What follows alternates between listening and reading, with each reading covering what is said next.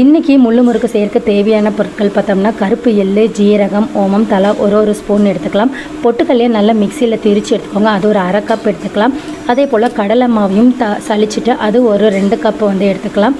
அதே போல் அரிசி மாவும் இதே போல் சளிச்சு எந்த பவுலில் கடலை மாவும் பொட்டுக்கல்லையும் மெஷர் பண்ணுமோ அதுலேயே 2 கப் எடுத்துக்கலாம். இது எல்லாத்தையுமே ஒரு அகலமான பேனில் போட்டு மொத்தமாக நம்ம மிக்ஸ் பண்ணிக்கலாம். மிக்ஸ் பண்ணும்போது நம்ம தேவையான அளவு சால்ட் ஆட் பண்ணிக்கலாம். கூடவே 2 ஸ்பூன் பட்டர் ஆட் பண்ணிக்கலாம், அதாவது வெண்ணெய் ஆட் பண்ணிக்கலாம்.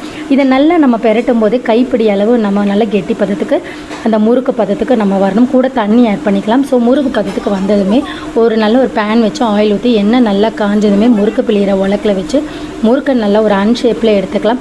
நல்ல முறுக்கு செவன் வந்ததுக்கப்புறமா எடுத்து ஒரு தனியாக ஒரு பிளேட்டில் எடுத்து வச்சுட்டு அதுக்கப்புறமா ஒரு நியூஸ் பேப்பரில் அதை ஆற வச்சிடலாம். இப்போ நம்ம வீட்டிலேயே கடையில் வாங்காமல் சூப்பரான ஃப்ரெஷ்ஷான முறுக்கு ரெடிங்க.